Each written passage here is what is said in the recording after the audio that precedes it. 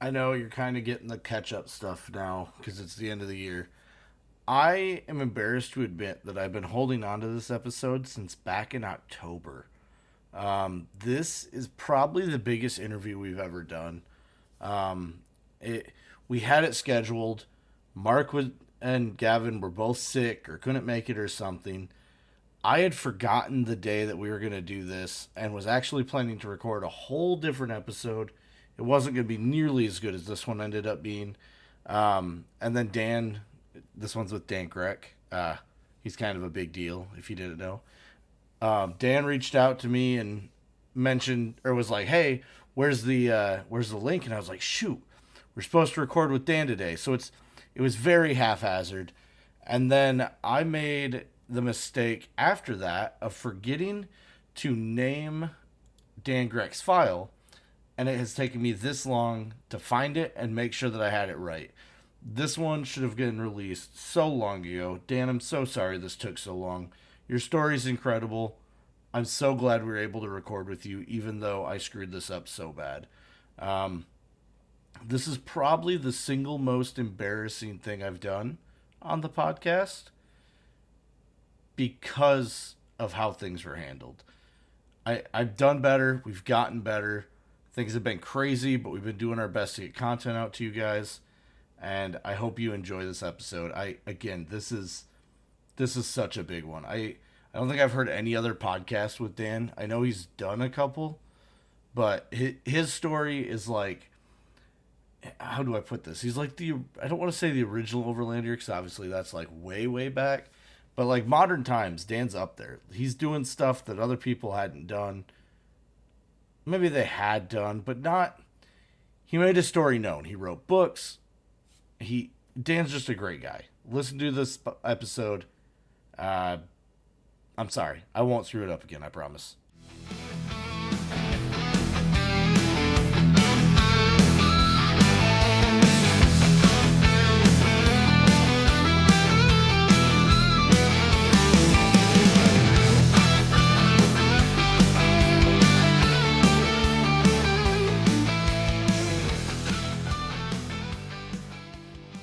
Welcome to Botches Off Road. Join us as we talk about everything from gear reviews to trail stories, tent camping to rock landing, and all things to do with the outdoors. So, today we've got a guest all the way. You're in Canada, correct? I am in Canada, yep. All the way from Canada. This is actually when we started the podcast. I told the guys, if we can get to a point where we have Dan Grec on, I'll be really impressed. So, with that announced, I'll introduce Dan Grec. That feels like a hard thing to live up to. I don't know if I'm that guy or just some other guy that is pretending. I don't know, man. I kind of feel that way too when people say stuff like that about me. Um, no, I've read your first book. I read that probably a year ago, 2 years ago. It's really good. I started with a TJ. I had a yellow 2000 4 speed or four cylinder 5 speed. Nice. And seeing someone drive as far as you did in a TJ, I got to give you props, man. I drove mine from Michigan to Arizona, and that's a lot. Well, I feel like, Alex, I like to say there's a fine line between brave and stupid. And usually it just depends on the outcome. If everything goes well, people will say like, oh, you were brave. And if everything goes badly, people will say you were stupid. But I mean, the activity that you did isn't any different. Yeah, yeah. And your TJ that was a 4.0, correct? No, it was a four cylinder. Oh shit, dude. Yep, Awesome. four cylinder, 5 speed, 2000, and it was bone stock, not a single modification of any kind. I mean, that is that until you say no modification, that's mine to a T. I guess we should back up a little bit though and tell the listeners where I actually drove this thing. Yeah. Oh yeah, for sure. Yeah. You went what? The whole Pan American, Yeah, Trans that's right. Pan Yep. American. Yep. Yeah. I started in Calgary in Canada where I was living at the time, and I drove all the way up to the Arctic Ocean in Alaska and kind of like hung out in Alaska for a whole summer and was like hiking and camping and having a great time. And then when it started snowing, I was like, no, I'm getting out of here. And And so started driving south and just kept going. And I drove all the way to the bottom of South America. That's So amazing. I was on the road for 2 years. It was like 55,000 miles over 2 years through 17 countries. How, I'm sure you get this question a lot. How did you finance that? Yeah, Alex. I was working before I left, and Okay. I just dedicated myself to saving money. And I just said, I'm not allowed to spend any money unless it's for something I'm going to take on the trip. So there was like no eating out, no alcohol. I had to walk to work every day, all of that kind of stuff. I just did for 2 years to try and save as much money as I could. And so, every payday, I would just put as much of my paycheck as I could into a savings account, and it was 2 years of slogging like that. Yeah, But then it bought me 2 years of I don't have to go to work anymore. I can do whatever I want. that's amazing. That and what sorry, I like I said, been a long week. Um so yeah, you didn't have any modifications. So standard transmission, standard engine, standard it's 3035, Dana 3035. Yep, it would have been. And stock little 31-inch tires, no winch, no fridge, no rooftop tent, nothing like that. Because basically, I didn't have enough money, Alex. And Right, and right. I thought to myself, like, if I bought all of those things, like that's all just my savings account for the trip Yeah, gone.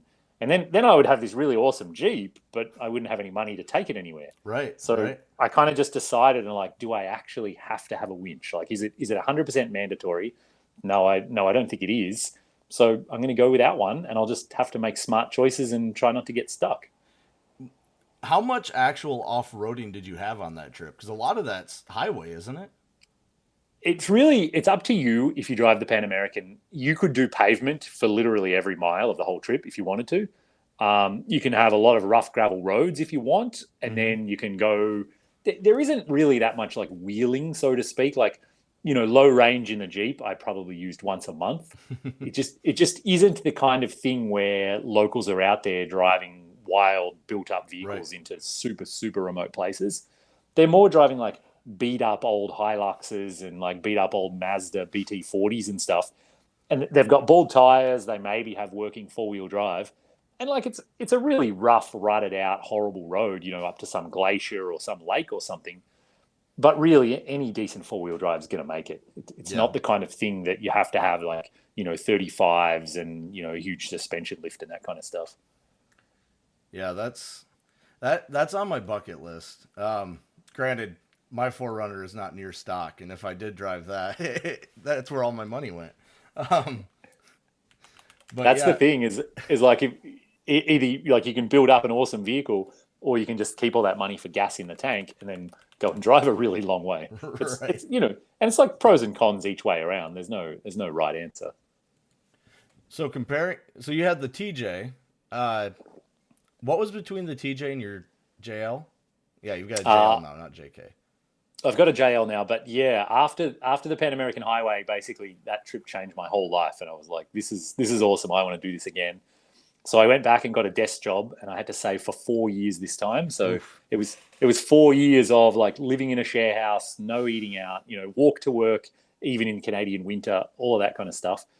And then after 4 years, I had enough money, so I quit that job. I bought a four-door JK, Okay. and this time I did deck it out quite significantly. So it does have like winch and suspension and a pop-up roof and a fridge and solar panels, kind of like the whole overland setup, I guess. Mm-hmm. I shipped that Jeep over to Africa and I drove it all the way around the coastline of Africa. And That's so, amazing. yeah, that trip took me 3 years to go through 35 countries, mostly following the coastline of Africa. And that was 1,000 times bigger and more adventure than I even thought was possible. I really had no idea what I was getting into, Yeah. which was perfect because if you really sat down and thought about all the things that could go wrong or all the kind of wild places you'd get to, I think it'd be too scary and too intimidating. And like maybe I never would have gone. I'd be like, oh, it'd be easier if I just stay at home. So it was probably a good thing that like I just went into it and just went for it. And every day I just had to solve today's problem, and tomorrow's a problem for tomorrow. Don't worry about it. Yeah, it's probably better. Just do it and don't think about it. Yeah, because I think it'd be easy to stay home for years and years and years trying to plan and trying to prepare for every outcome and try to like map out your route to every single road and every border crossing. And But then, you get there within the first couple of countries, it was like, oh no, that bridge is washed out, and oh, that border's been closed for years, and like, no, no, we're in flood right now. You can't drive that road. And then so you're just like, oh, so I just have to make it up as I go along. Oh, okay, I'll just do that then. It's like it's kind of less effort to just make it up than it is to plan way in advance. Now, Africa would have had a lot more off roading than what you had on Pan American, right? It definitely did, yeah. Yeah, Even when you're on a major highway, definitely there were times I was in like low range 4-wheel drive with like water coming over the hood. It's like that's it's crazy. it's go time. Like put the foot down. Don't hang around here. Yeah, that's. Did you So when it comes to edgy locals, I guess that's a safe term to use. Edgy, yeah. Where was your biggest issue with locals? Did you have more of that South America or Africa?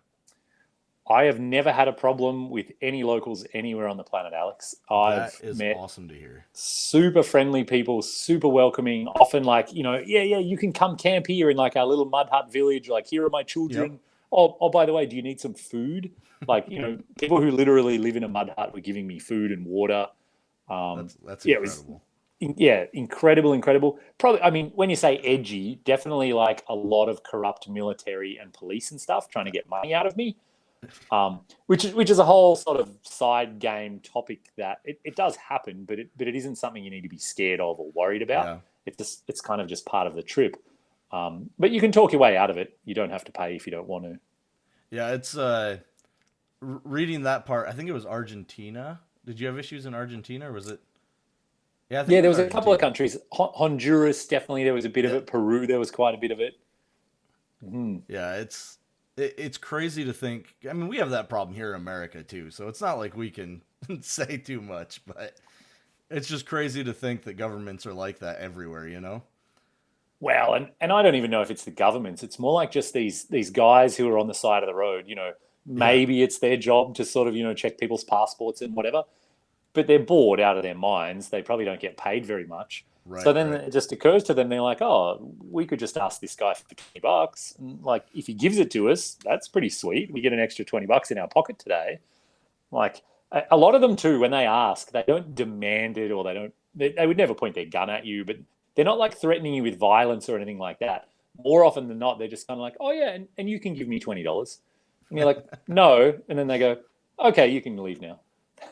They sort of just try their luck most of the time.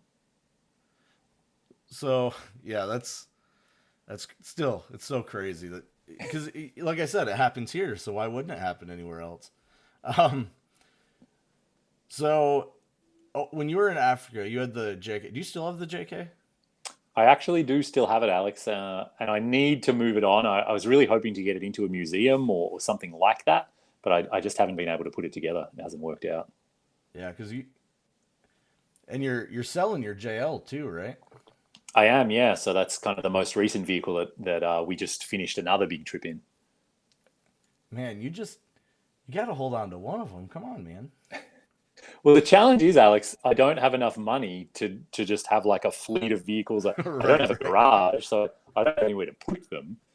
That's And true. here in Canada, they're just going to get rusty and old and disused. And if I've already got a new one, I'm not going to use the old one.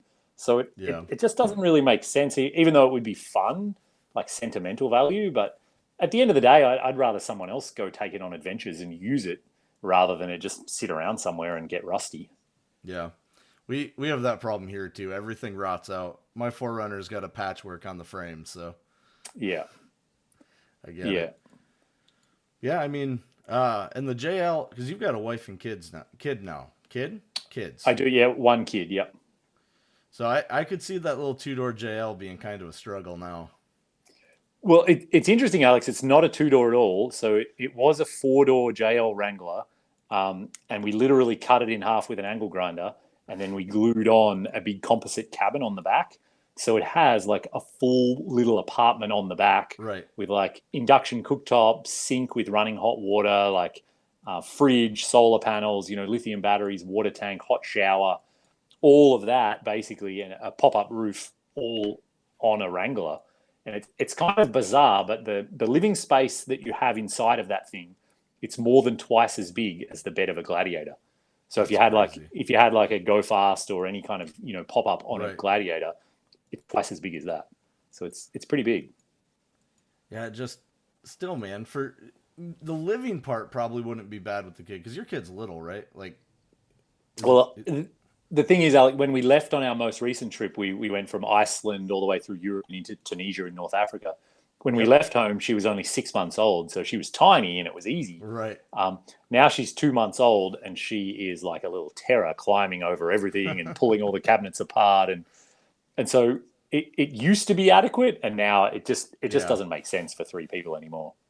Yeah, I've got a 3 year old. We tent camp when we go camping because having him in the car would be awful. Yeah, yeah, it's definitely a challenge, and that's the reason that I need to sell it, and that I'll move on to something else that is better suited for three people. Do you have a future trip in mind to build a rig for?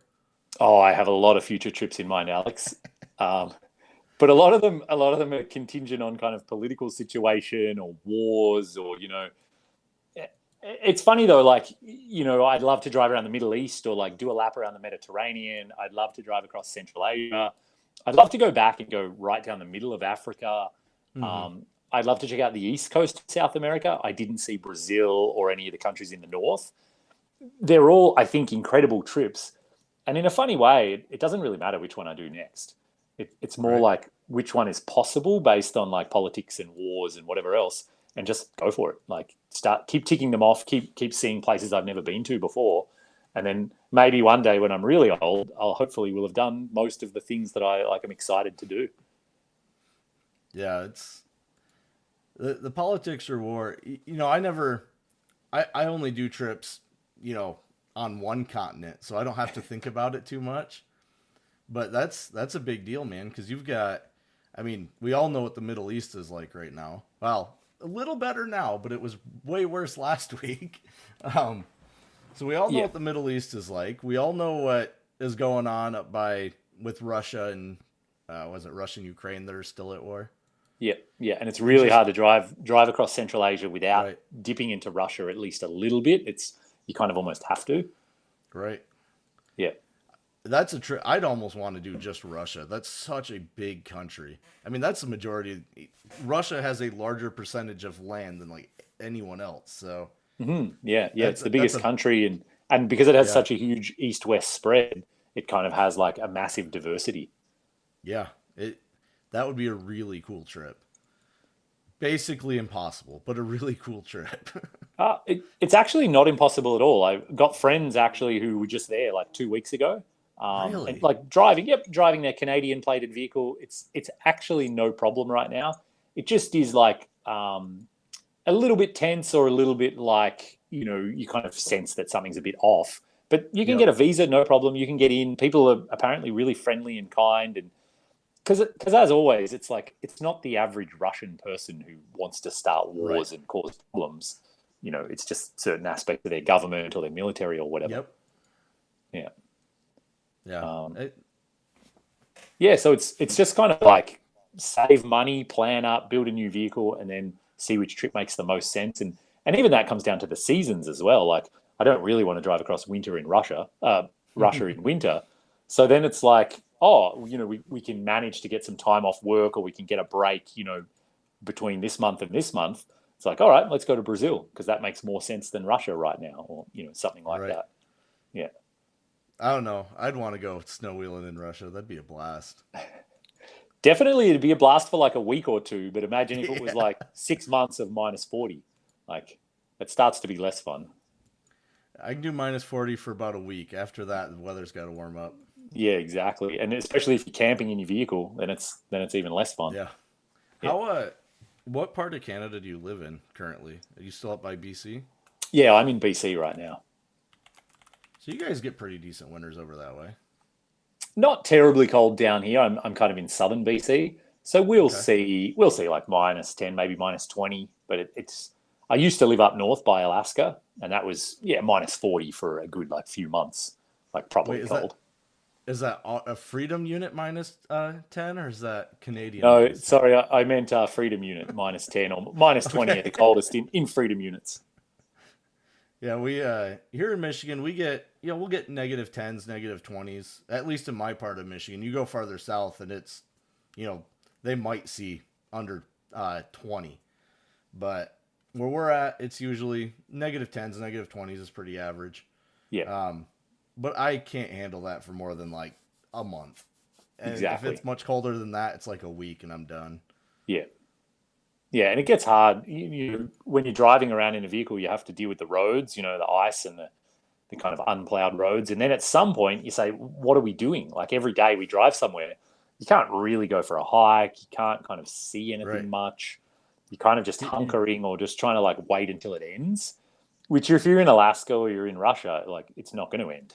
It's like Right. you're stuck with it for like many months. So I typically try to avoid winter on my trips. Although like I love the winter in general, but I don't really Right. want to be living out of a vehicle in winter. So how do you, how do you prepare for a big trip? Do you have like a checklist that you lay out and make sure everything gets checked, or do you just kind of know what you need and get it tossed in? I do, especially for the first trip. I had huge, big checklists on my wall, and it was really cool because every single day I would see them and like think about, like Jeep paperwork and visas and immunizations, work that I needed to do on the Jeep, like maintenance, spare parts I needed to get together for the Jeep, all my camping gear, kind of just all of that stuff.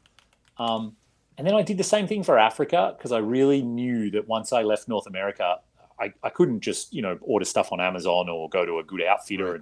and, get a winch or something. Like I had to have it all organized before I went. Um, and then kind of more recently, I guess I've done enough of them now that I kind of just, I know in my head or I just make it up as, I'm like, I know when I'll be ready. And saving money is actually the hardest part and it takes the longest. So I usually have a long time to prepare because I'm spending so long just going to work to save money. Yeah, that makes sense. Um, oh, I was looking up to see when your trip through Pan American is. Now I see a picture of you with the hood of your Jeep. Yeah. I gotta ask, man, how does it feel not having all that hair anymore? Yeah, I had the dreadlocks on that trip, and I know I kind of have a rule on myself that in my life I want to have every haircut possible. So I've like shaved my head, I've had a mohawk, I've had dreadlocks, I've had long hair.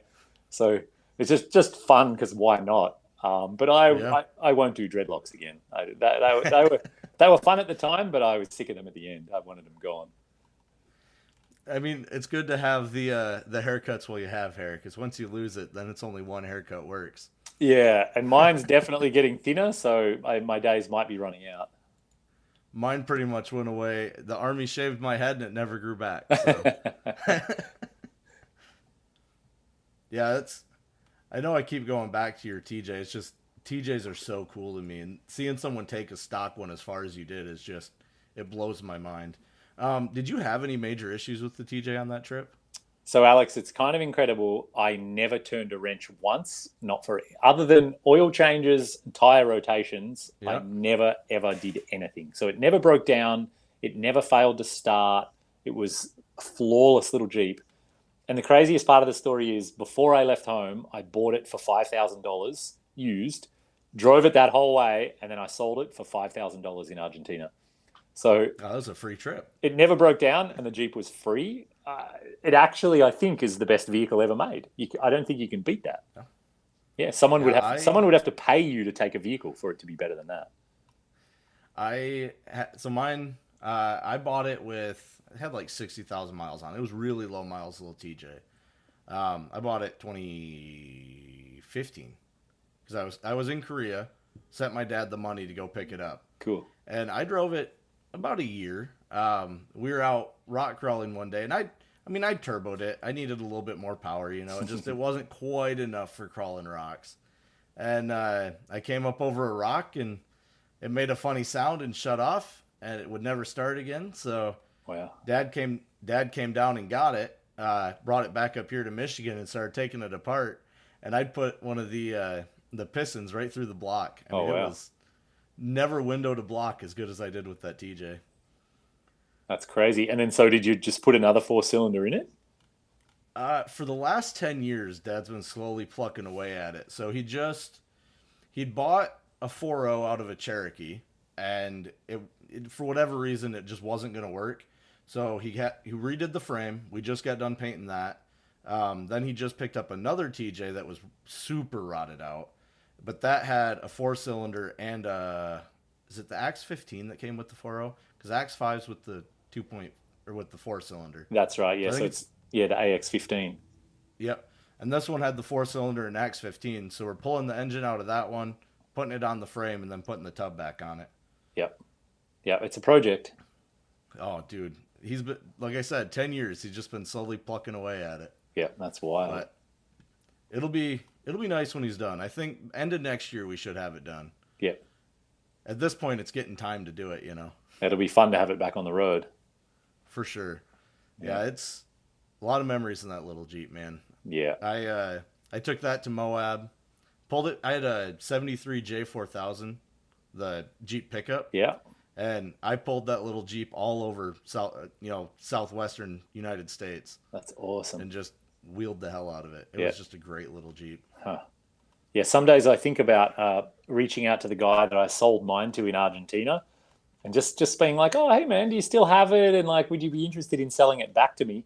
It feels like there's a trip there where I like fly down to Argentina and then drive it all the way back again. Feels like that would be a good way to like bookend the story, and maybe that time I go through Brazil and like the other way around South America. Yeah, that'd be sick. Yeah, and then be like completed, drive it all the way back to where I started, and be like done. Yeah, I don't know. TJs just hold a special place in my heart. I think that's why I read your book, was because it was a TJ, and I was like, this guy's crazy. Well, it's funny. I didn't really think about it too deeply. I already owned it because I'd always wanted to Right. have a soft top Jeep. And I'd been on tons of like weekend camping trips, and it had been really good. It was fun to drive, and it looked cool. And I was like, why wouldn't I take it? It's a good little 4-wheel drive, and Yeah. it does everything I need it to do. Makes sense. Yeah, it's so it took you 2 years. You spent a summer in Alaska. So how much of that was drive time then? Because I know you had a couple stops where you stayed for a little while. Yeah, I stopped in Ecuador for 5 months. That was the longest stop. And along the way, I pretty much just stopped anywhere that I liked. So I would just get to a Mm-hmm. place and if like set up camp and be like, hey, I really like the vibe, or I really like how peaceful it is, or whatever the reason.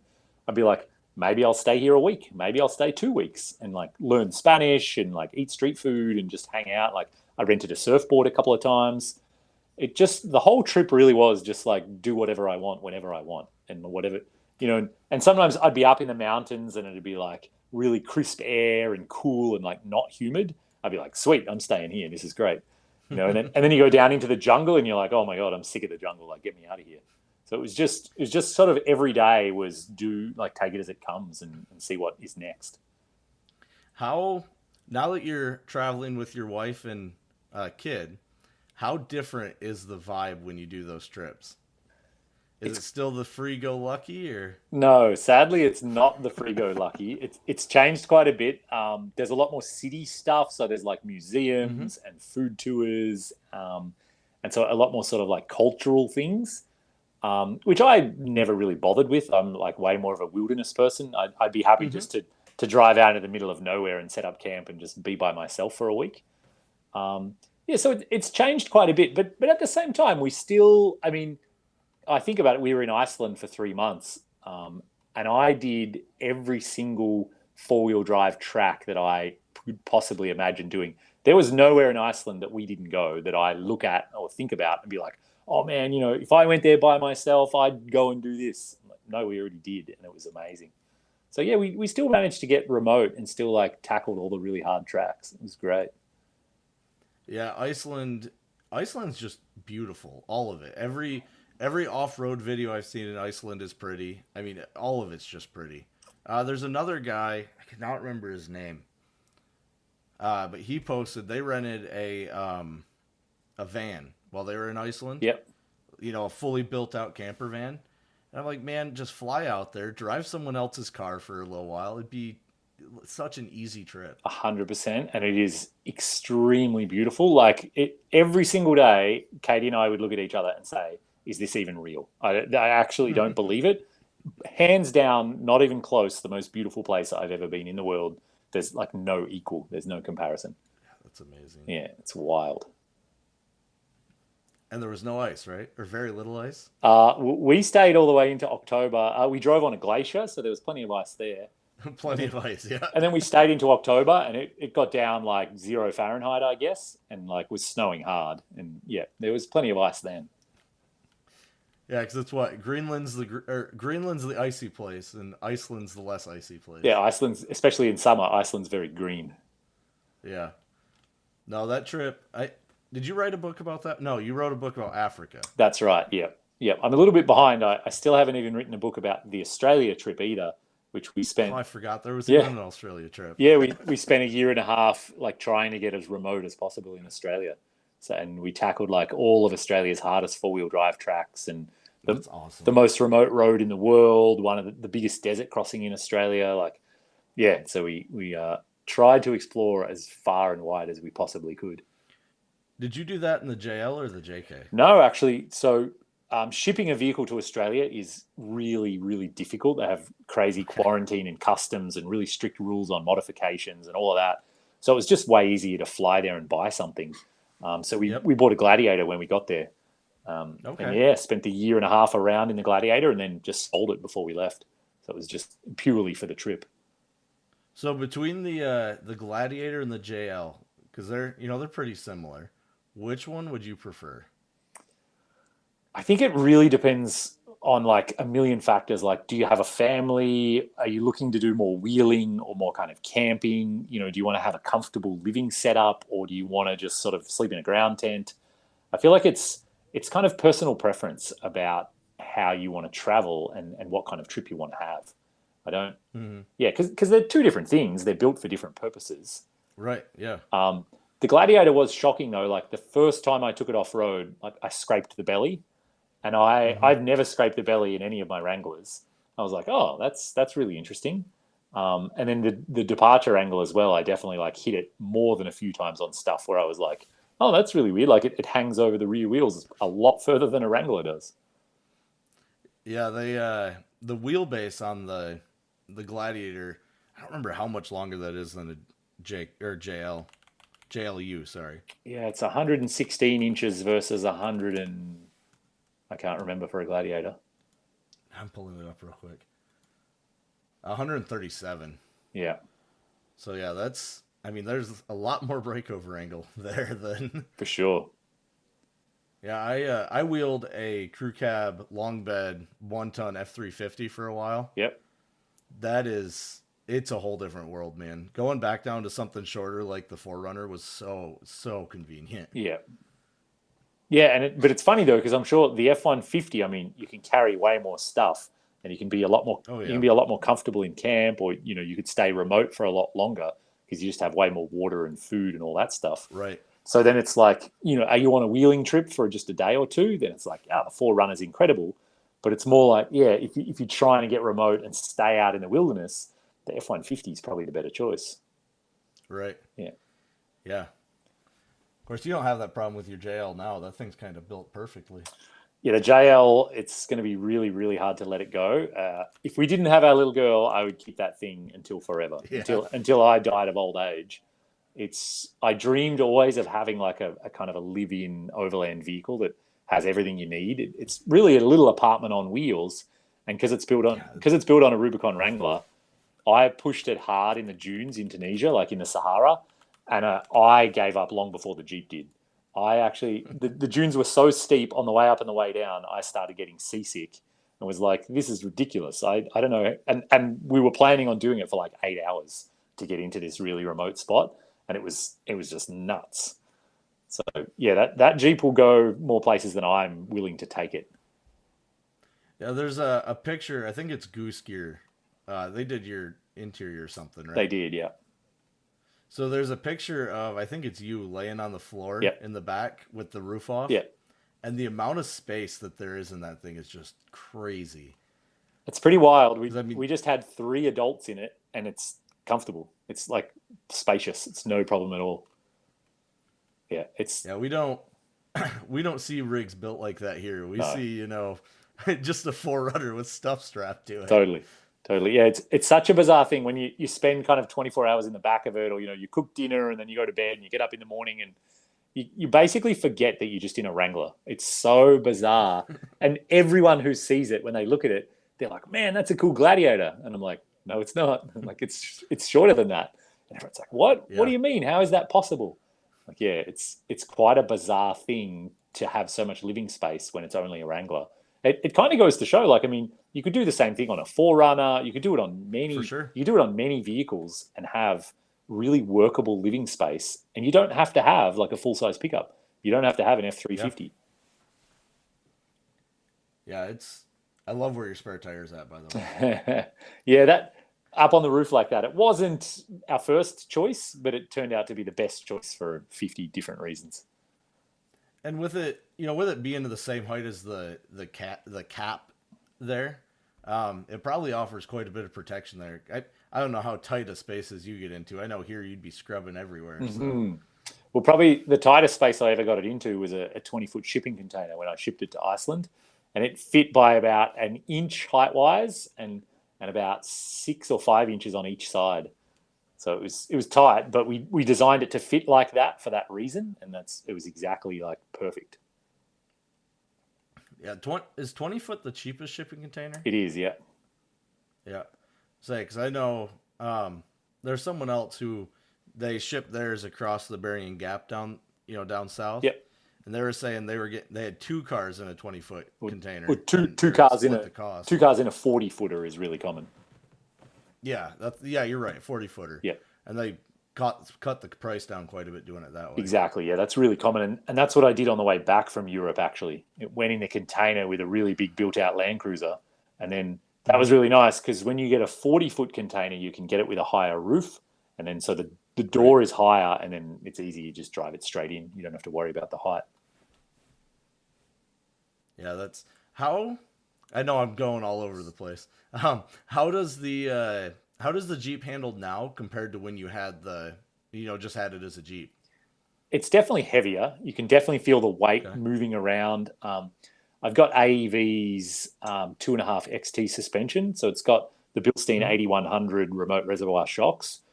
And it's got AEV's high capacity springs, which are designed like to carry lots of weight. So it does really well. But it's heavier for sure. And you can feel it moving around behind you. So I think the number one thing is you air down your tires a little bit more to try and make it smoother than it would be otherwise. And I definitely go a little bit slower than I probably would if it was just a stock Jeep. Yeah. And part of that too is because you just don't want to beat up everything that's inside. The fridge and the Right. induction cooktop and kind of all of your gear, even my laptop and my cameras and my drone and all of that stuff. It doesn't really just want to get beaten around in the back. So it's like, if I drive a little slower and a little more carefully, all that stuff's going to last a lot longer.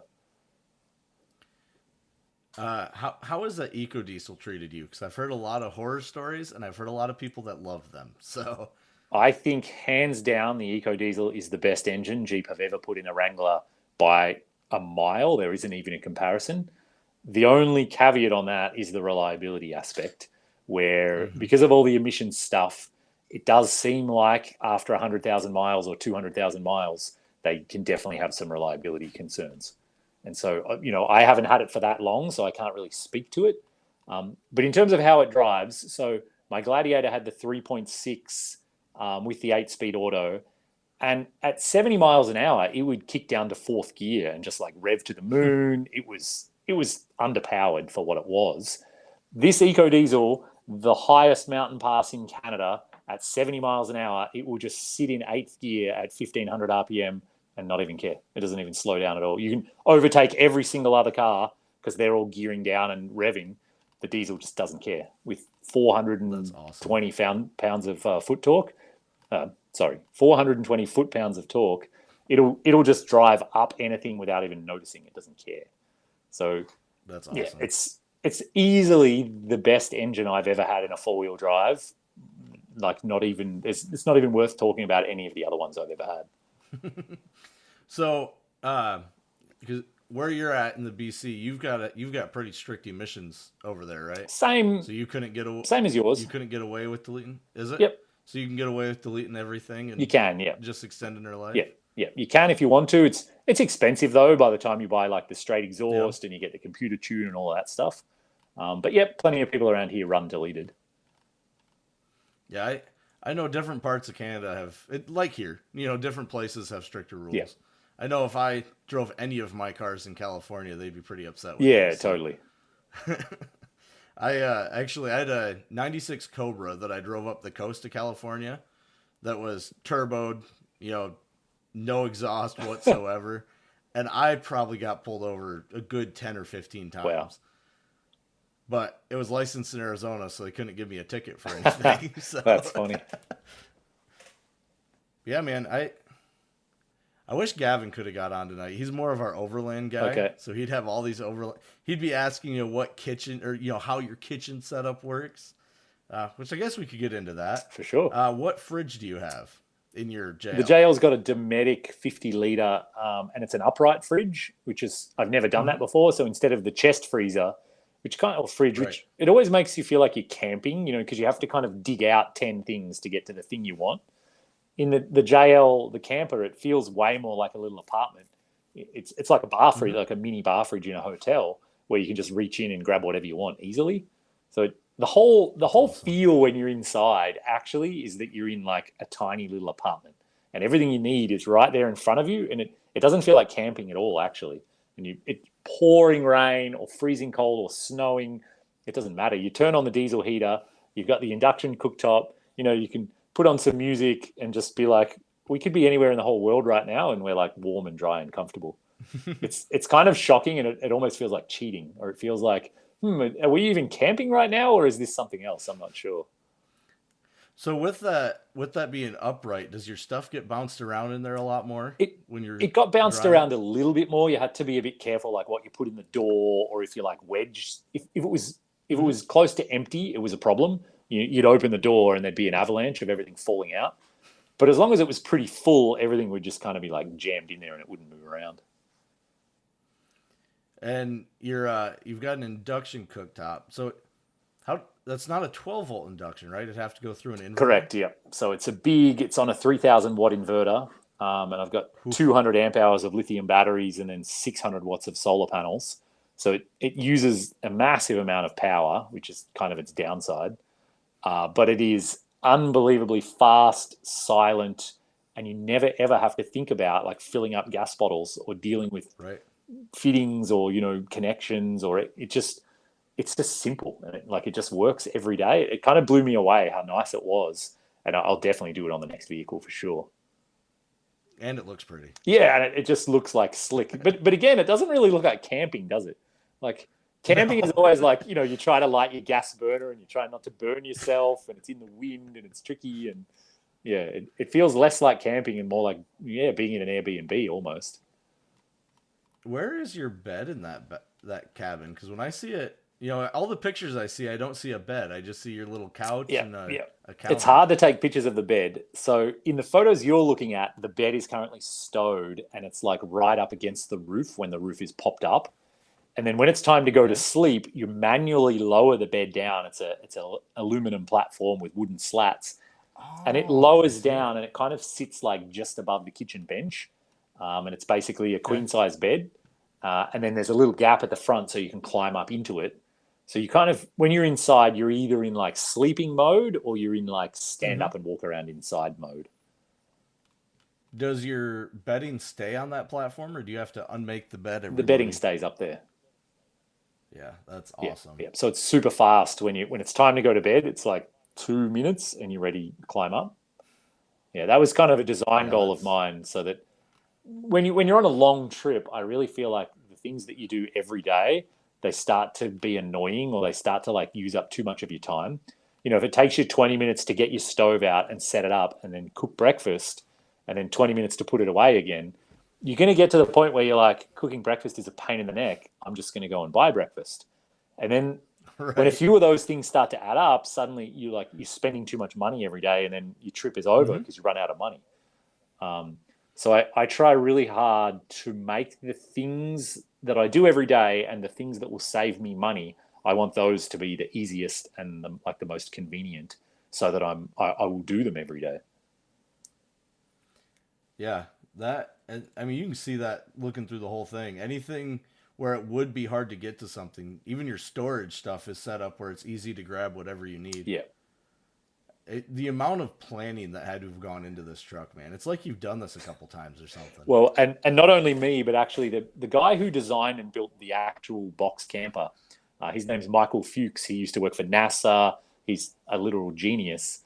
He built a Unimog that it kind of looked the same, just like 4 times bigger. He had a Pinzengauer. He had an LMTV. He's had a couple of Jeeps. So Wait, what's this guy's name? his name's Michael Fuchs. Wabi Sabi Overland on Instagram. He's a fascinating guy, and he started working on this in 2019. This Jeep camper idea of like, what if I could build a Unimog but build it smaller? Was basically his idea. Because Unimogs are so big, he learned the lesson.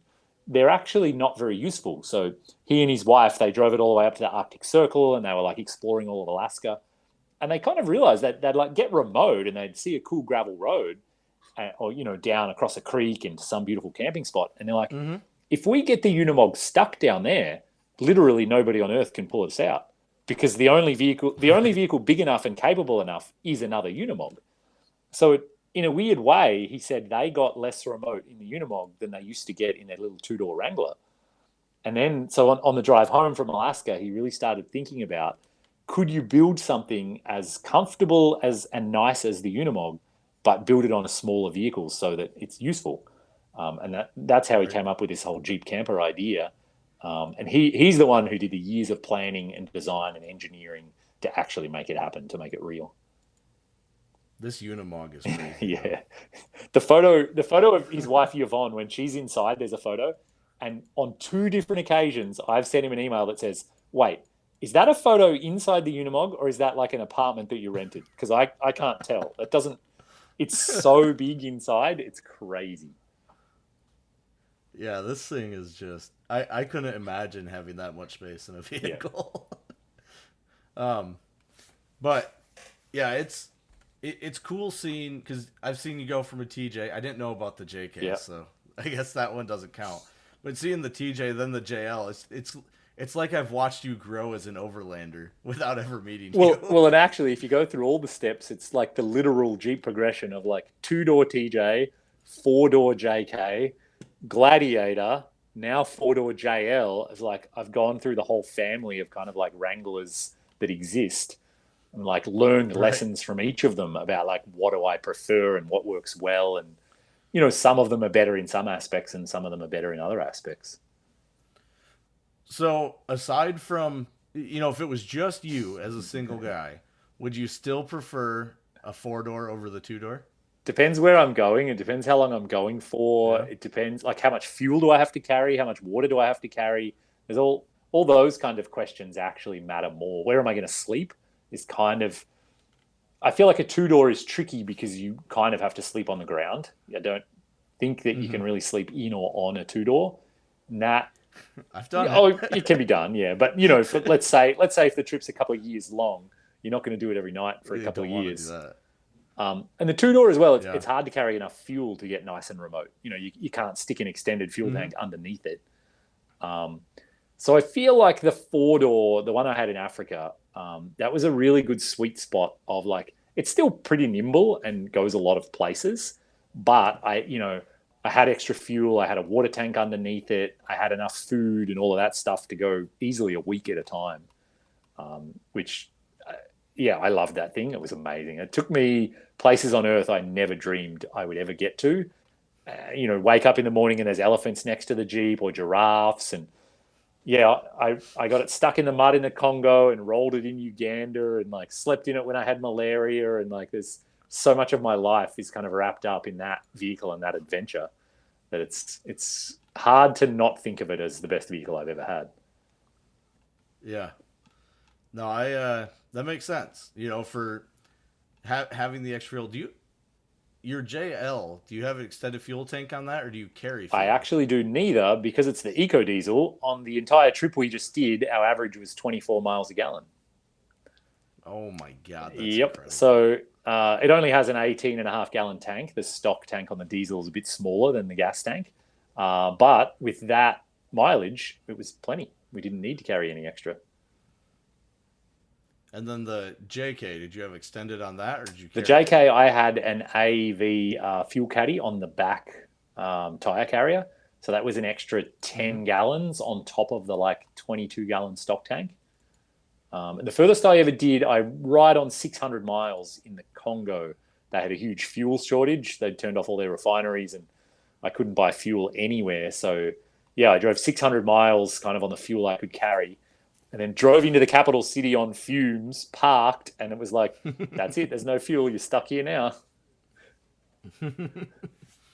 Yeah, that's here in the States, we don't really have to worry about carrying fuel, or even most of Canada, you don't have to worry about carrying fuel because you're within at least 10 miles of a gas station all the time. Yep. But you get out into, you know, Africa, South America, that could go away pretty quick. Yeah, you have to plan ahead a bit It's more, or you have to think carefully about where you're trying to get to, and then what's it like. Same in Australia. yeah. Actually, Australia, I carried the most fuel I ever had. At one point, I had like 80 gallons on the Gladiator to drive. That was Jesus. the world's most remote road. We drove 1,050 miles through a desert without seeing another person or vehicle or anything. Like in the middle of the desert in Western Australia. It's called the Canning Stock Route. If you want to look it up, it's really famous as the world's most remote four-wheel drive track. Um, That sounds like a great it time, though. was it So, was the most intense, epic wilderness four-wheel drive trip of my life, and I went with my dad actually, which was really rad. We had an amazing time. The stars were incredible. The kind of intensity, like I had this feeling that we were really far from the world. Like if anything went wrong, we had to solve it ourselves, or we were going to hit like the satellite beacon and call a helicopter. There's no other option. There's no way to like walk out or anything. how'd you sleep while you were in Australia? Did you sleep in the rig, or did you do the Australian thing and get some We did swags? exactly that. Yeah, we got swags. Yeah, we got a big Queen swag, and I convinced my partner Katie that we should do it the traditional way, which was really fun. I'm glad that we did it. We won't do it again. We our main camping tent is a 23-0 Outbreak Very cool. 1550. Yeah, So I swags are pretty much all we yeah, use now. They're just so yeah, convenient. yeah. They're super easy. Just to be able to like roll it out on the dirt, and like 1 minute later, you've got a Yep. place to sleep. All the bedding's inside. It's ready to Yeah, go the second it yeah. And unrolls. it Doesn't matter if it's No, raining. no. And in Australia, it just made so much sense with the weather over there. Like it's pretty warm most Mm-hmm. evenings. You just sleep with the bug screen. You don't have to worry about the Yep. rain. It was pretty nice to be out like under the stars every single night for a year and a half. Yeah, we had some incredible nights too, where like dingoes would come right up to the swag, or you'd hear animals in the night. That's Yeah, awesome. it was really rad. Only one night we had ants get in there and crawl all over us. And that was less fun.